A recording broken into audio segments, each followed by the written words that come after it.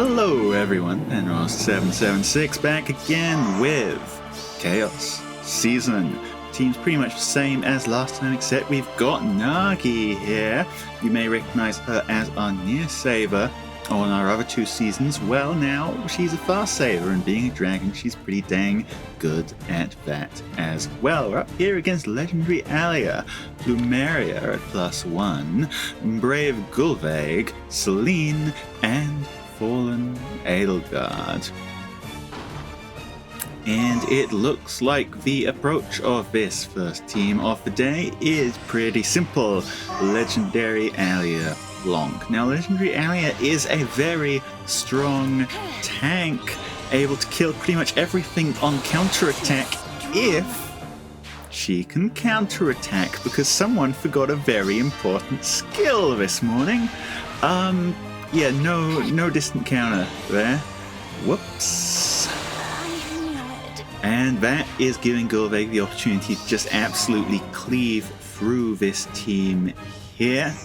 Dance comes in as well, so Claude going to be able to deal with fallen Edelgard. I suspect she used to be a very strong unit, nowadays not so much. That's all the actions we've got for today, but we did take out more than half of their team. So no, surprisingly they do want to keep going. Gullveig not covered by save here because she's above the mountain. But what can they do to Nagi? Nagi has a lot of damage reduction. Takes 6. Heals up 7. I love that. And yeah, she's not dying anytime soon. And they seem to have realized what that means for them. The very rapid surrender there, and hopefully they remember to change their skills before the next match. On to battle number 2. Our opponents here, we have Veyle, we have brave Gullveig, we have legendary Hinoka, we have Peony, and we have Conrad at +10. I know there are some Conrad fans in my audience, so if you too have a +10 Conrad in your barracks, well, tell me about it in the comments, because I want to know who you are. Now, Hinoka hits very hard, armor effective. Nagi actually comes surprisingly close to living it, considering the matchup, but surprisingly close is not the same as actually living it. They are backing out, and they are relying on safety fence for that first turn. Turn 2 comes up, going in with Gullveig. Gullveig versus Gullveig is a matchup that Gullveig wins, and choosing to use the charge to back pretty far away.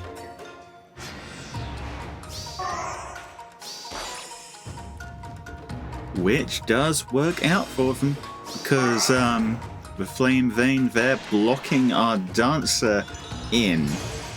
Now, Veyle should be able to handle Freyja pretty easily. Tempo 4 cuts through a lot of his damage reduction, and on top of that, Veyle just hits pretty dang hard, actually. Hinoka versus Hinoka.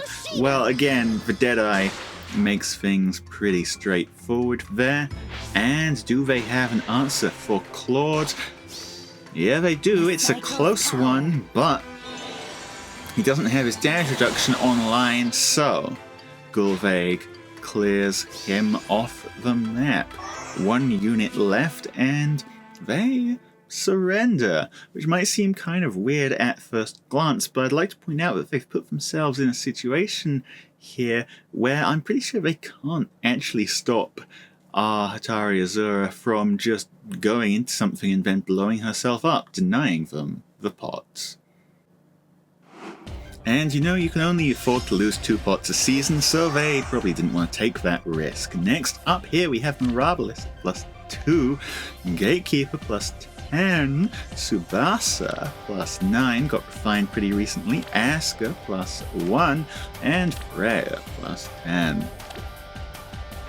smiting Tsubasa in, and a very sensible approach here going up the middle. Gullveig, we don't have a near saver on this team, so if you've got a flying melee unit who can go over those mountains, well, they can snipe Gullveig, as sniping Gullveig also removes our overlap, meaning that Atari Azura can be pulled out on this side here, which is exactly what they've done with Freyja.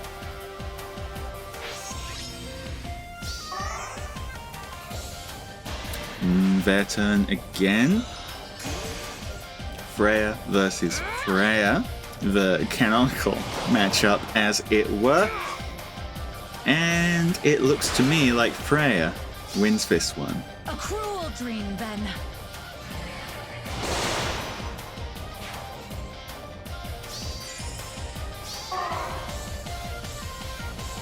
And again, pulling back out. And Gatekeeper here doing a lot of work for them. If Gatekeeper wasn't there, Charge would have ripped them to shreds, but instead they make it turn 3. Bolt Tower is perfectly positioned. And everything's on 1 hit point, so it should be a pretty straightforward clean up from here.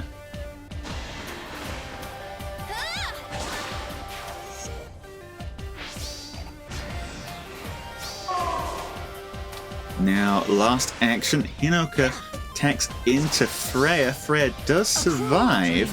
I wonder if they were expecting Freyja to not be able to counterattack so that they could attempt to get pots, but no, they miss for pots because Freyja can counterattack. That weapon has an HP condition. So yeah, 2 pots lost. And I mean, obviously we still lost the map, but hey, take the little victories. Now, next up here, we're looking at Legendary Alear. Hey, okay, Fallen Byleth +1, Fallen Lilith, and Peony +2. With the pairing they've got there, this Byleth is now running double bonus doubler, and also has NFU from the Lilith. However, well, Claude going in first, what she does not have is an immunity to lethality. Should have read a little more carefully the skills of the unit she was trying to tank there. Claude now has another lethality, this one's for Alear.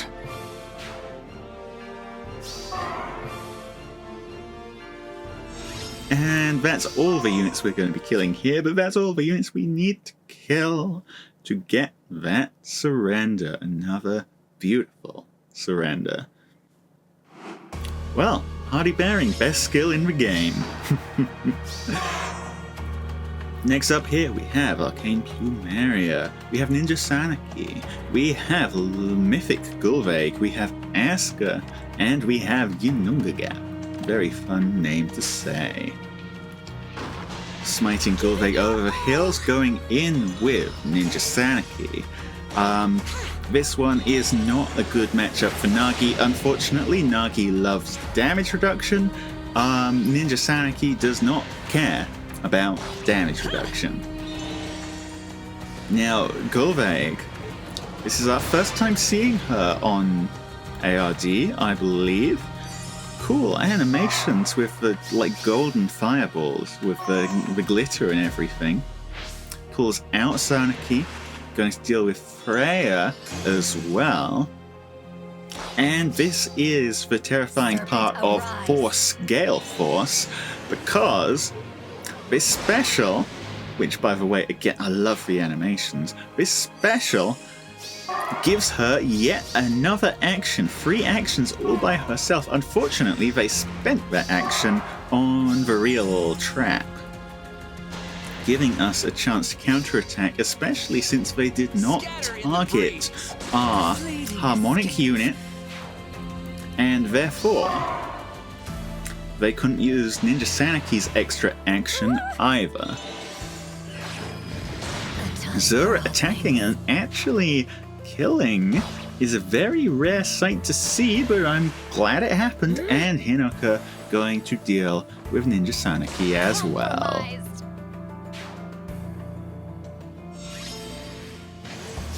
Only Asuka and Plumeria left, and as expected, that causes them to quit out of the match. Very strong team, Horse Gale Force, but not if you play it like that. Okay, who's next? Another ninja-themed team by the looks of things. We've got Ninja Lin, extra action. We've got Harmonic Tana. We've got Duo Peony with Duo Dance. We've got Brave Seliph with Gale Force. And Brave Marianne, whose Requiem Dance is effectively another Gale Force. Sending Seliph into Nagi, finds a real trap. And...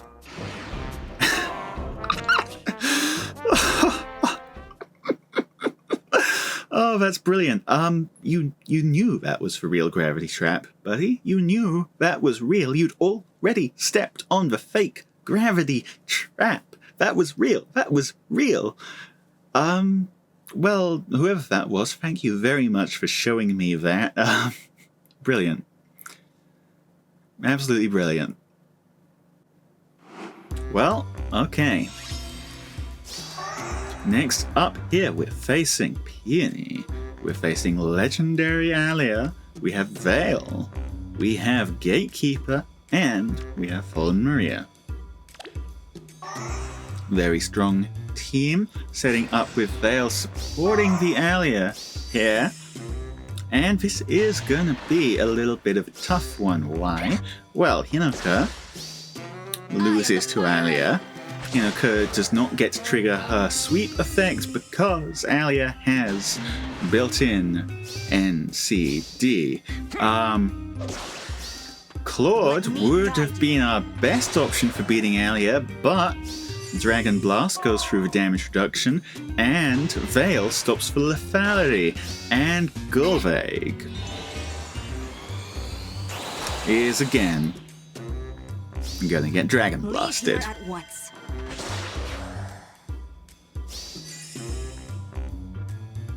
Freyja goes in next.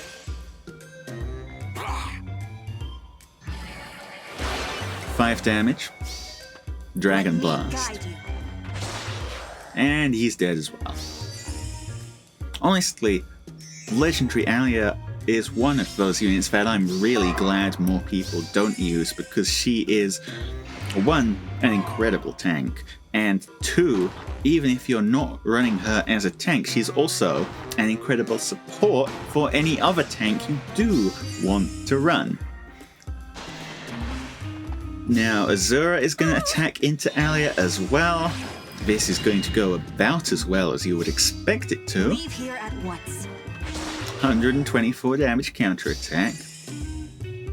And they're in a pretty good position here to just go around Nagi, pick up all the pots that they need.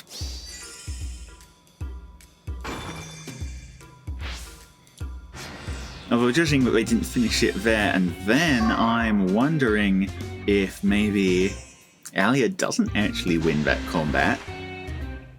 But in any case, Veyle has enough res to beat Nagi's res check for damage reduction and has tempo to go through it anyway. Feel what I feel. And, well, the Glimmer does go into our armor skill, so it is getting reduced by special damage reduction, but that doesn't stop it from killing. That is the end of the match. And frankly, this is kind of how I expected most matches on Chaos Season to go, because, well, there's a lot of incredible combos you can only use on Chaos Season, really. So, honestly, I'm really glad that this doesn't happen to us more often. I spoke too frickin' soon, didn't I? Here we have Veyle. We have Legendary Alear, +1. We have Brave Robin, Spring Triandra, and we have Ivy, +2. Gonna set up Legendary Alear, same as the other team. in range of Veyle to protect her from pre-charged specials like the kind that Lord brings.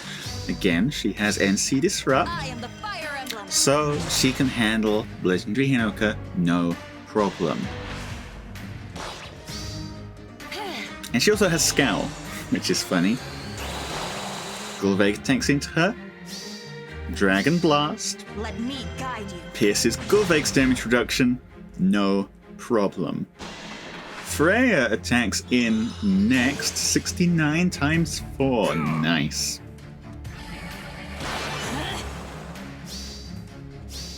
And again, he gets Dragon Blasted.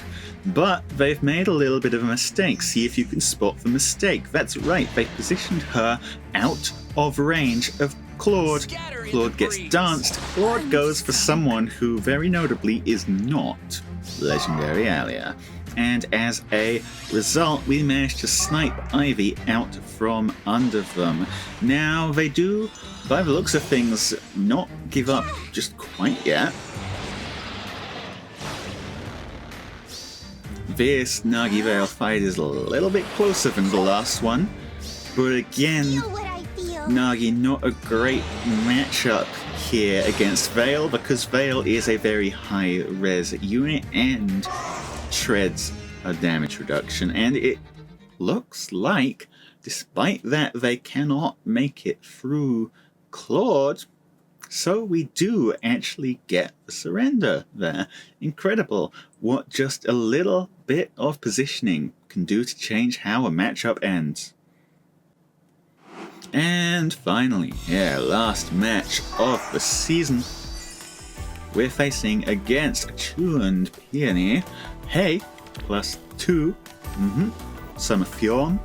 Yep, Brave Corrin. And of course, Veyle.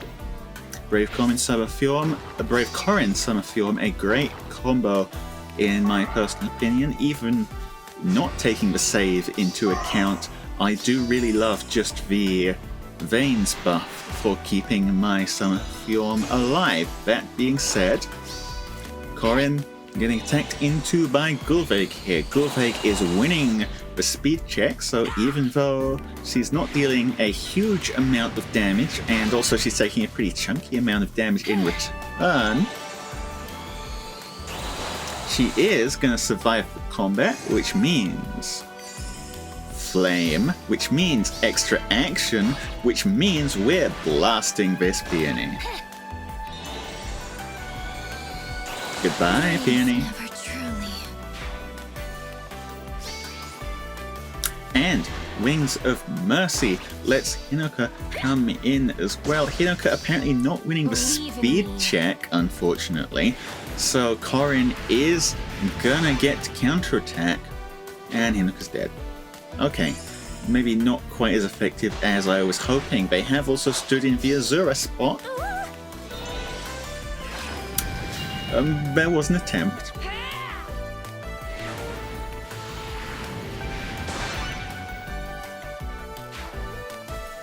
Wasn't a good attempt, but it was an attempt. And the rest of the team shuffles up. Going into Nagi with Summer Fjorm here. Summer Fjorm only on 1 hit point, thanks to getting clipped by that AoE.